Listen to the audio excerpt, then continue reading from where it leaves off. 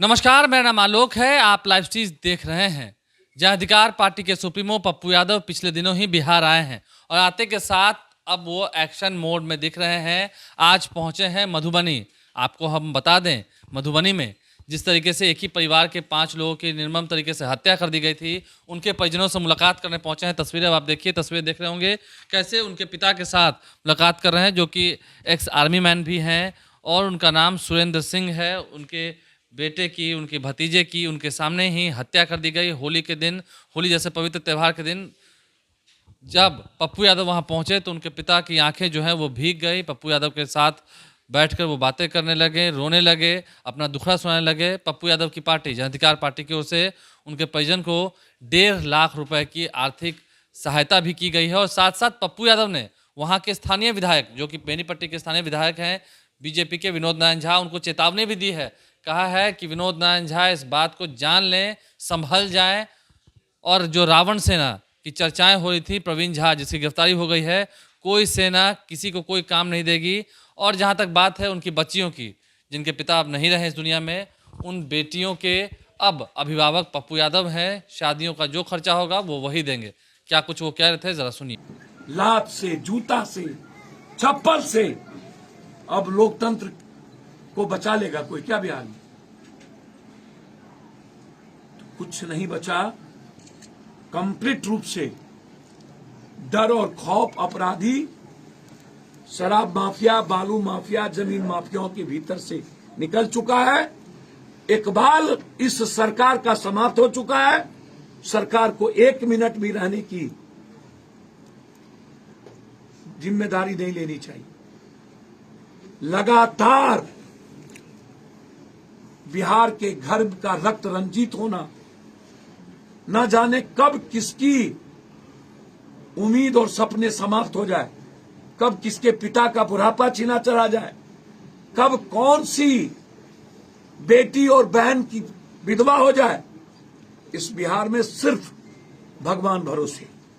इसीलिए हम दोनों से, सत्ता पक्ष और विपक्ष से कहेंगे, यदि ईमानदार हैं तो इस केस में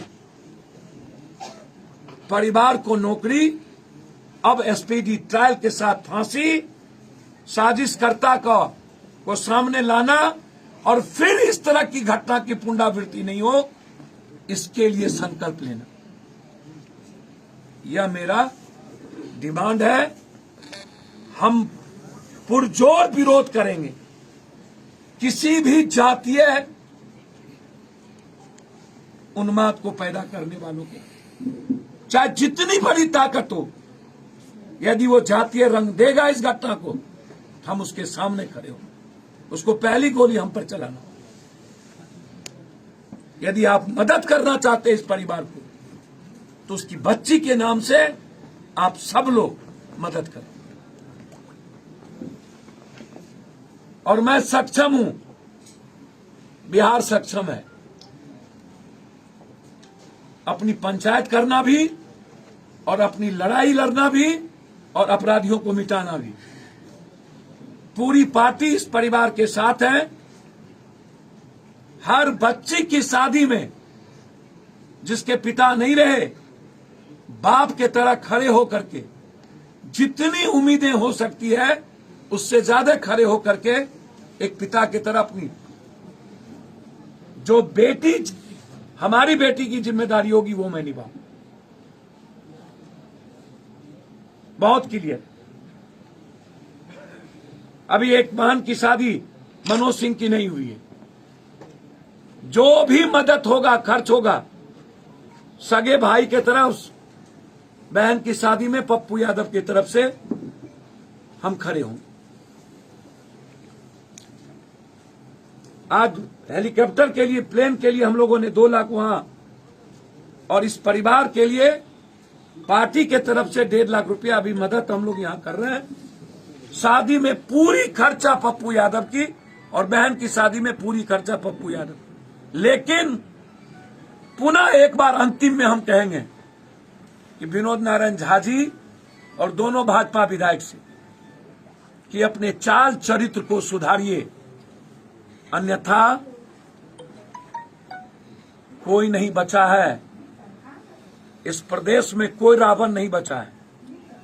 और सेना और नेता से भी कहेंगे अपने भी चाल चरित्र को सुधारिए और बिहार को खूनी उत्पात से होने से आपको रोकना पड़े।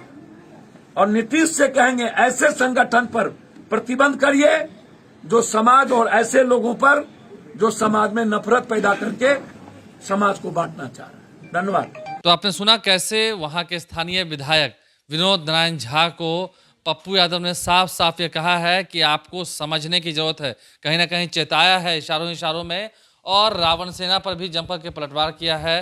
क्या कुछ उन्होंने कहा इस वीडियो के माध्यम से सुना है आपने। और उन्होंने वादा किया है कि जब जब बच्चियों की शादी होगी, जो कई लोग मारे गए हैं उनकी बच्चियां हैं, उनकी शादी होगी, उसमें वो खुद उनके पिता के स्वरूप बनकर खड़े रहेंगे और हर संभव वो मदद करेंगे।